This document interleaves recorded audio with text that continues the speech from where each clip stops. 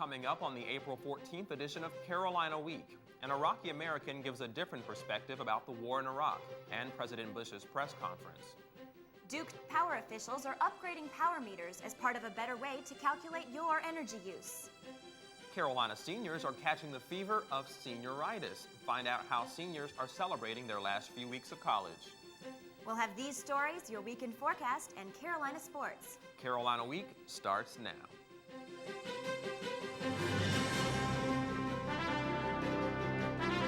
From the School of Journalism and Mass Communication at the University of North Carolina at Chapel Hill, this is Carolina Week.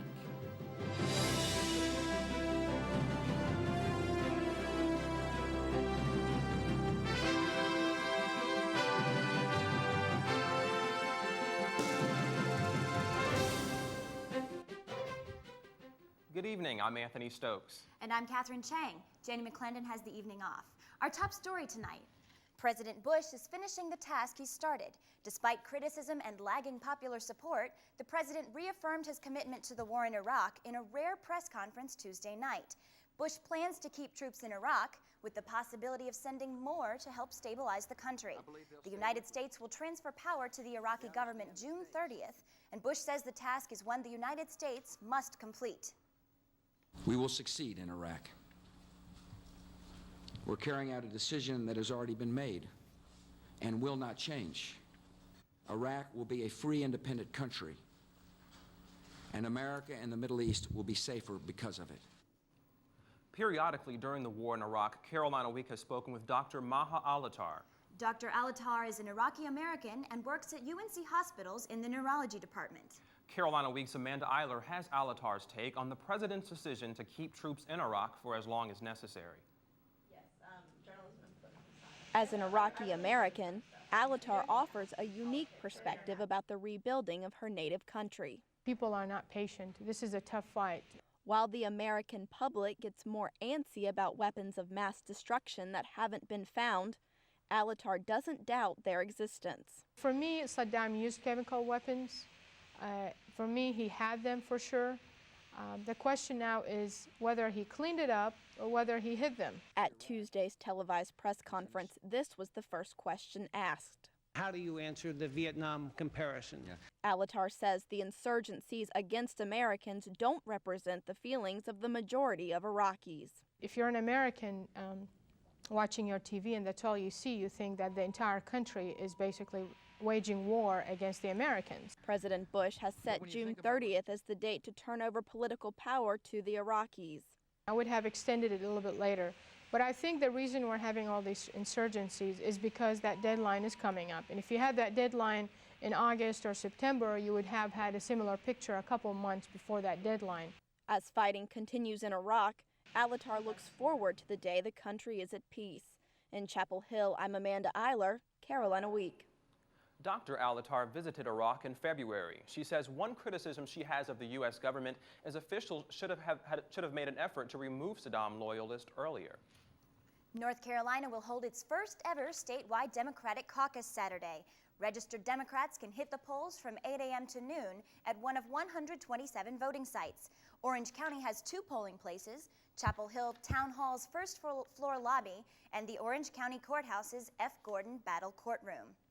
Even though John Kerry has already secured enough delegates to be the Democratic presidential candidate, all of the party's candidates will appear on the ballot. Class sizes might be getting larger soon, and the faculty might be getting smaller. The university is still waiting to see if budget cuts of up to $10.5 million will be enacted by the legislature. The cut could cause changes in the university that would include a decrease of 30 to 60 course sections and an elimination of 10 to 30 vacant faculty positions. Professor Jan Yap says the cut could affect the quality of education at UNC. When you have larger class sizes, it's harder for students to interact, with faculty members. It changes the kinds of assignments that faculty members can do with students.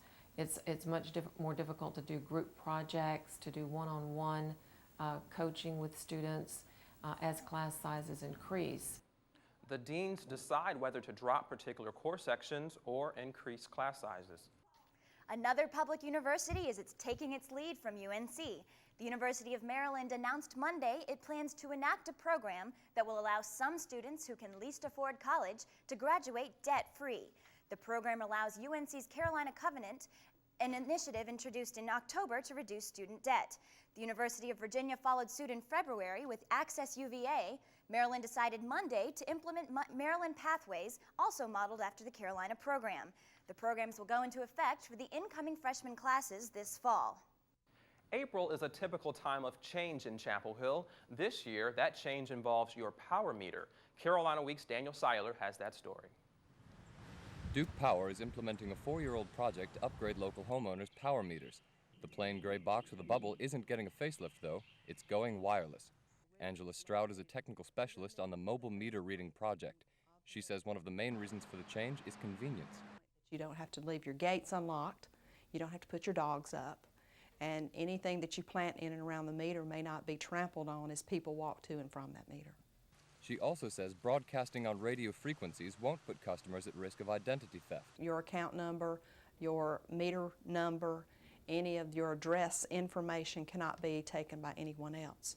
There's also built into this meter a tamper detection signal so that if anyone tries to steal power from the standpoint, that can be detected as well.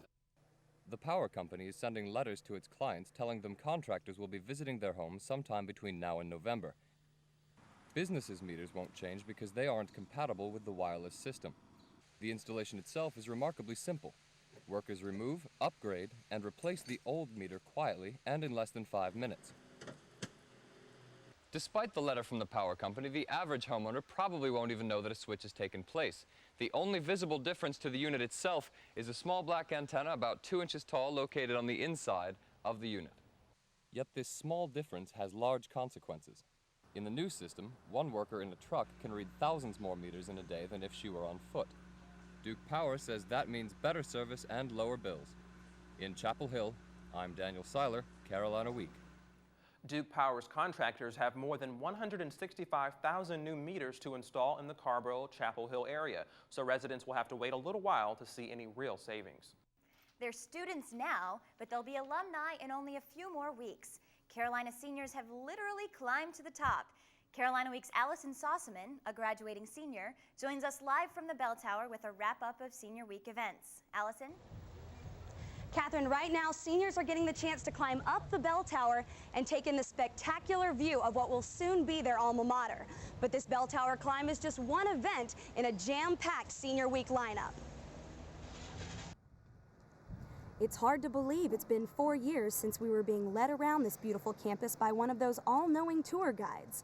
Friendships have been made, tests have been taken, and in just a few short weeks, it will all be over. For most, it has all come and gone far too quickly. Everyone will miss something about this special place. I think I'm gonna miss the people. I'll miss the great people I've met here, and probably rolling out of the library and taking a nap on the quad underneath the pink trees right over there. Don't really want to leave. Now, seniors are getting a chance to celebrate their accomplishments and have a little fun. Senior class officers have prepared a fun-filled Senior Week as a proper send-off to the graduating class. Tuesday, Chancellor Measer recognized some outstanding seniors for their accomplishments. Some other seniors, outstanding or not, revisited their youth by feasting on ice cream coming straight from an ice cream truck. Their ears got a feast as well during the senior tribute concert at the Great Hall Tuesday night. Groups like the Clefhangers and Tar Heel Voices gave a musical goodbye to the class of 2004.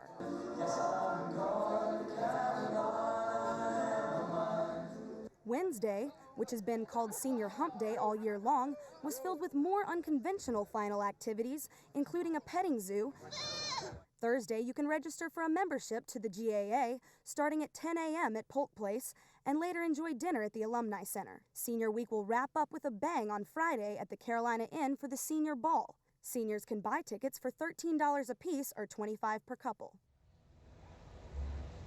Don't forget to pick up your inclement weather graduation tickets at the Smith Center this week. Caps and gowns will be on sale at student stores beginning next Friday. Catherine, I think we're all having mixed feelings. We're excited for classes to end, but who wants to leave this place? And Allison, we'll miss you and all of our other graduating seniors. Thanks.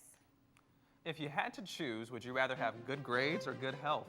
If you're one of those many students grabbing sodas and snacks to stay awake for those long study nights, there might be effects on your health you haven't even thought about.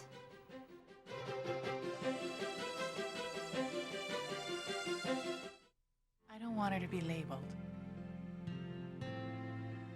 He's just like I was in school. It's just a phase. He'll get over it. Millions of kids have learning difficulties and are struggling in school. But instead of excuses, they need help. They learn differently. See how far your child can go. Visit FocusOnLearning.org. Do it for your child. Do it for yourself. But do it now. What's wrong, Mrs. Jenkins? Come on, you can tell me. Well, there's no funding for the new reading program, and I've tried everything and nothing works. It's not fair. Nobody ever gives me funding. When adults run out of ideas, they can feel as frustrated as kids. ConnectForKids.org has thousands of resources for helping kids in your community. Mrs. Jenkins, holding your breath is not going to get you any more funding. ConnectForKids.org, guidance for grown-ups. The red light cameras are down in Chapel Hill, but that doesn't mean other cameras won't be watching you in the future. On Friday, the Chapel Hill and Cary police departments will receive $250,000 total in federal funds to install digital cameras in their patrol cars. Congressman David Price will present the check. The UNC pro-choice group Choice USA is gearing up to participate in the upcoming March for Women's Lives. The group met Tuesday night in Dye Hall. The march will take place in Washington, D.C. April 25th, and organizers expect more than 1 million people to attend. UNC's group believes the march will be a chance to mobilize the country for the rights of women everywhere. Co-chair of Choice USA, Alyssa Levine, believes attending the march will be a monumental experience. You will march with hundreds of thousands of other people, amidst celebrities, amidst other women, amidst other men. And you will be able to march in our nation's capital and show your solidarity with this idea and with this matter. For more information on the march, you can visit our website at carolinaweek.org. Chapel Hill students might be getting more than they bargained for from a popular coffee franchise. A Wall Street Journal study shows that house blends at Starbucks average 56% more caffeine than coffee at places like 7-Eleven, and nearly twice as much as in a cup of Folgers, the leading grocery store brand. The study suggests that consumers might be drawn to Starbucks because they're physically dependent on caffeine, and they can get a bigger jolt of the legal drug at Starbucks than they can anywhere else. Final exams loom on the horizon for Carolina students, and many respond to the stress by reaching for unhealthy snacks. Medical reporter Sonia Sutton tells us emotional eating could lead to both short and long-term health problems. Many students deal with decreased time and increased stress by reaching for their favorite junk foods, often high in fat and carbohydrates, including sugars. Junk food, not whatever I can get that's quick, since I don't really have a lot of time to sit down and eat it. Chocolate. I eat a lot of chocolate. I eat anything, seriously anything. Usually that's when I start eating hamburgers, even though I've been a vegetarian all year. Student Health Service dietitian Jenny Favre says snacks high in sugar can affect energy levels and the ability to concentrate. Energy level is going to diminish rapidly. They're not going to feel as alert and attentive if they've snacked on something that's very high in sugar, for example. Research shows the brain requires a constant supply of glucose or sugar to function. Snacks high in carbohydrates provide a quick supply of glucose, but that glucose is quickly spent. Snacks high in protein, such as yogurt or nuts, provide a more constant supply of glucose to the brain. If the student is hungry, then it is certainly appropriate to snack, and I will talk about what the healthy snacks are and what their better options are. Researchers say both junk foods and drugs increase a brain chemical transmitter called serotonin, although drugs have a much more intense effect than foods do. Some researchers believe these findings indicate junk foods are addictive. Break the habit of eating junk foods in times of stress, and you'll feel the difference, says sophomore Mary Willoughby. If I ate junk food, it would probably make me feel worse, and you just feel kind of gross when you're sitting there studying all day. So I think it helps. I think exercise really helps me feel less stressed. If you can't break the junk food habit, Favre and Student Health Services can help. They offer personalized assistance to teach you how to take better care of yourself during stressful times. In Chapel Hill, I'm Sonia Sutton, Carolina Week. For more information about the nutritional counseling offered at Student Health Services, go to our website at carolinaweek.org. Well, Meredith Croak joins us now with the weather. And Meredith, I might be going to Student Health Services myself if the weather keeps changing like it does. Well, hopefully it won't come to that. We do have a very good forecast on tap. But before we get to the forecast, let's take a look at your weather question. The question is, which weather event claims more lives every year than all the others? Is it A, hurricanes, B, tornadoes, C, flooding, D, lightning? I'll have your answer to this question and your weekend forecast after the break.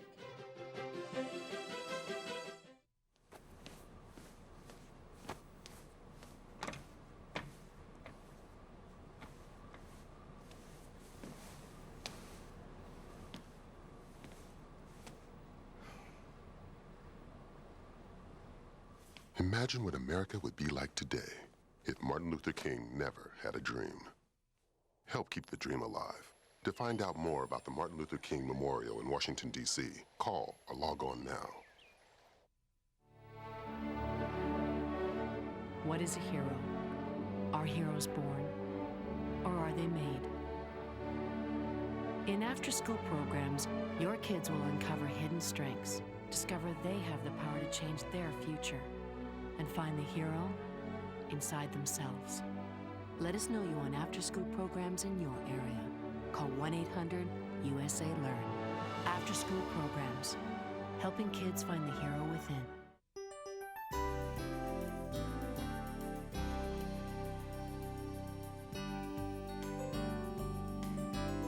Welcome back to Carolina Week. Here, let's take a look at your weather headlines first. We do have a drying trend on tap. That rainy weather we've had all week should be clearing out. That's going to allow for a weekend warm-up and a very bright forecast on tap. It looks like it's going to be a great weekend. Let's first take a look at your satellite map. You can see this area of clouds is starting to move to our north. Just some few clouds over North Carolina currently, but the main system has moved to the northeast, so not too much to worry about with that. And look behind that, clear skies.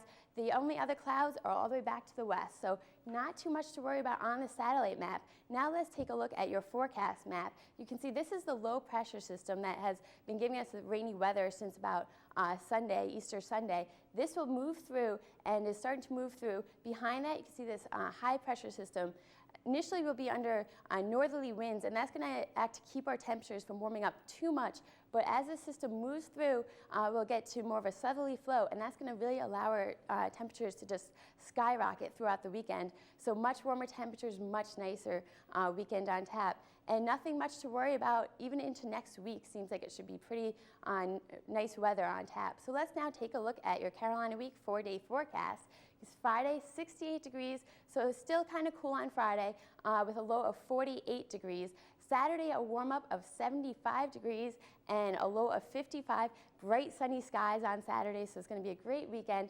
Again, 78 on Sunday and a low of 56 on Sunday, and 78 on Monday with a low of 56. And sunny skies throughout the week. It's just going to be a great weekend to just get out there and enjoy. Now let's take a look at your beach forecast. See 75 on Saturday at the beach and 75 again on Sunday at the beach.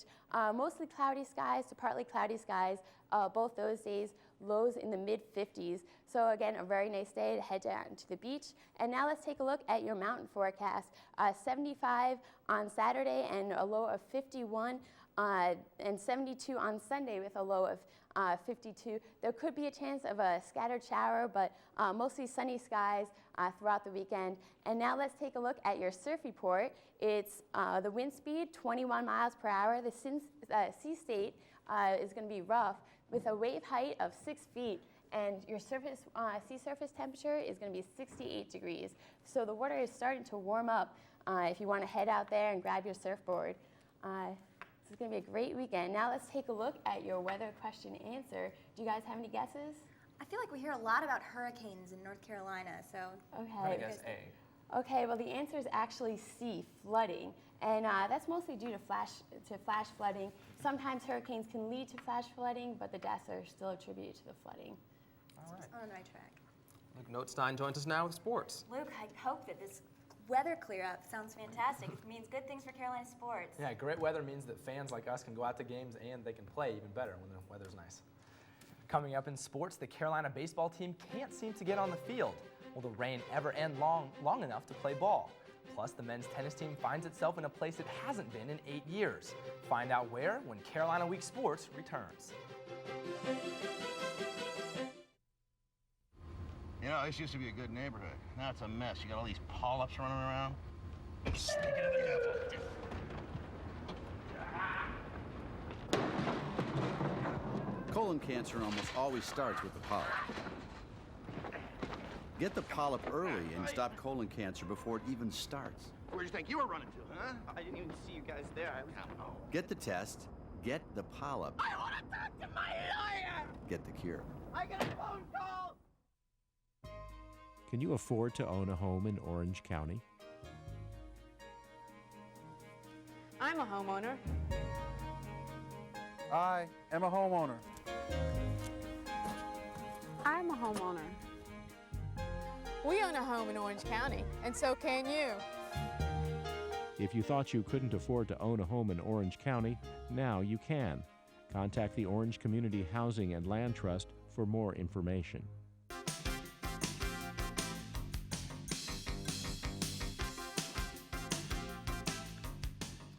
Rain, rain, go away, come again another day.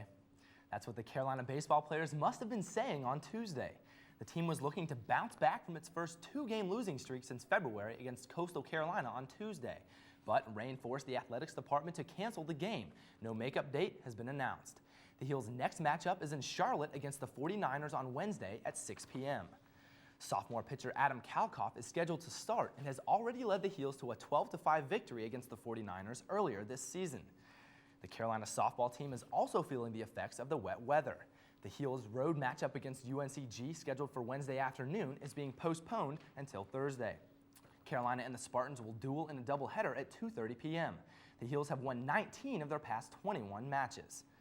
For the first time since 1996, the men's tennis team will enter the ACC tournament as the #1 seed. With a 7-1 conference record, the Heels will play the winner of the 8-9 matchup between NC State and Maryland on Friday morning. Much of the team's success can be attributed to strong senior leadership from both Nick Monroe and from Andy Metzler.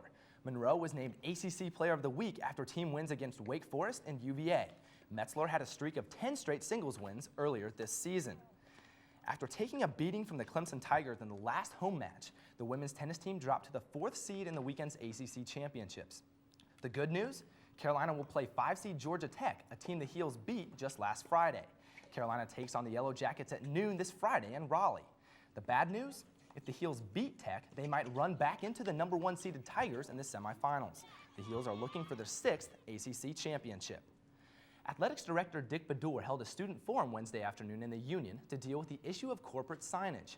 Wes Wilson was there and lets us know that courts and stadiums on campus might look a little different next year. The next time fans visit the Smith Center, they might see something they've never seen before. And no, I'm not talking about McDonald's All-Americans J.R. Smith and Marvin Williams. I'm talking about corporate signage, ads in campus arenas for the first time in school history. UNC Director of Marketing Norwood Teague says tuition increases affected the school's ability to fully fund all the athletic scholarships and sports. We have some rising costs on the financial end, especially with our scholarships. So the Chancellor, Mr. Bedour, really wanted to have a group to research signage, what it would look like, where it would be placed in the stadium and in the arena, and how much it would bring in. In the past, it's been no secret what brought in the dough. Licensed clothing like these here in student stores, and even my tie, helped make Carolina Clothes the second best-selling gear in the country, bested only by baseball's New York Yankees. And those alums whose names circle the Smith Center give hefty sums as well through organizations like the Rams Club. New CAA President William Keith says a forum Wednesday was designed to inform students and give them a voice where they haven't always had one. Mr. Bedour was very excited about doing something like this so that students could get an idea of what they're trying to do, what methods they're using to try to fix some problems that they have. I think the student body, for the first time in a long time, is going to get a real voice in some of the big-time decision-making processes. Conservative estimates indicate the university would make approximately $700,000 through signage, should officials decide to go that route. It would really go to, again, pay for scholarships, and probably help the Olympic sports in a lot of ways. Even with 700,000 reasons to bring signage to Carolina, some still wonder if signage will cost the university something it holds more dear than money, its reputation. In Chapel Hill, I'm Wes Wilson, Carolina Week Sports. Carolina Week Sports will address what some people say is the university selling out in the second part of our sponsorship series. Join us for the Monday edition of Carolina Week for details. Men's lacrosse goalie Paul Spellman is racking up the accolades. The preseason All-American helped the Heels knock off the defending national champion Virginia Cavaliers during the weekend. For his effort, co-captain Spellman was named the ACC Lacrosse Player of the Week. Spellman held the Wahoos scoreless for 22 minutes, saving 9 consecutive shots. With Spellman in goal, the Heels are now ranked 5th in the nation. In 2002, he was the first freshman to start in goal for the Tar Heels in more than 20 years. The women's lacrosse team headed to Norfolk, Virginia Tuesday to tangle with the Monarchs of Old Dominion. The Heels came out on top with an 11-7 win behind a career-high 5 goals from Beth Ames. The win snaps a 2-game losing streak for Carolina. The team is now 8-5 on the season. UNC plays host to the 2004 ACC Track and Field Championships starting Friday. The 2-day competition takes place at Fetzer Field with time trials on Friday and finals on Saturday. Events will run all day, both days. Organizers will hand out the awards after the last women's 4x400 relay on Saturday. The men's basketball team held its annual awards banquet Tuesday night. Rashad McCants walked away with the award for Most Valuable Player. He led the ACC in scoring and was voted first team All-Conference. Junior Jackie Manuel picked up the team's Defensive Player of the Year award and also the Foy Roberson Award as the team's most inspirational player. Well, guys, Coach Roy Williams got more good news from his players Tuesday night. The News and Observer has announced that Raymond Felton, Rashad McCants, and Sean May will all be back for their junior campaigns. Gosh, that is great news. And I hear we've got some good recruits coming too. Should be exciting. Thanks a lot, Luke. Most Carolina students take 15501 to get to campus. But one student took a detour straight to the roads of MTV. Carolina student Shane and roadmate Rachel share their rules of the road. Mr. and Mrs. Jones, Sally's having some behavioral problems. I guess that reward system isn't working. Well, the timeouts weren't either. Well, you're just too lenient. Well, you're too strict. No, you are. Oh, you are. Where can adults go for ideas when they feel as frustrated as kids? ConnectForKids.org, guidance for grown-ups. Recycling all our Sunday papers would save over 500,000 trees a week. Recycle. It's the everyday way to save the world. If you have a story idea, contact Carolina Week at 843-8292. You can also visit us online at carolinaweek.org. If you have questions about this program, write Carolina Week at Campus Box 3365, UNCCH, Chapel Hill, North Carolina, 27599.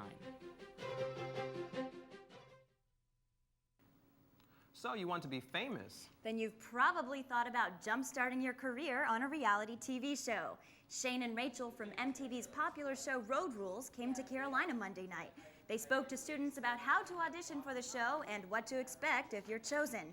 Shane and Rachel also shared some inside stories about their own experiences on Road Rules. If you have your own questions about reality TV, you'll have to catch Shane between classes. He's now a senior here at Carolina studying anthropology. So, Anthony, have you considered going out for any of those shows? Maybe The Young and the Restless, or? Probably more so that than a reality show. It's just pretty difficult to have a camera following you every day of your life. It's gotta be pretty tough. Well, I know you do some singing. What about American Idol? Or? American Idol is it's a good way to share your talent, but yeah, I think I'd rather go the traditional route and just send off a demo tape. What about you? Yeah, there are definitely some opportunities on campus to perform if that's necessarily your objective, but.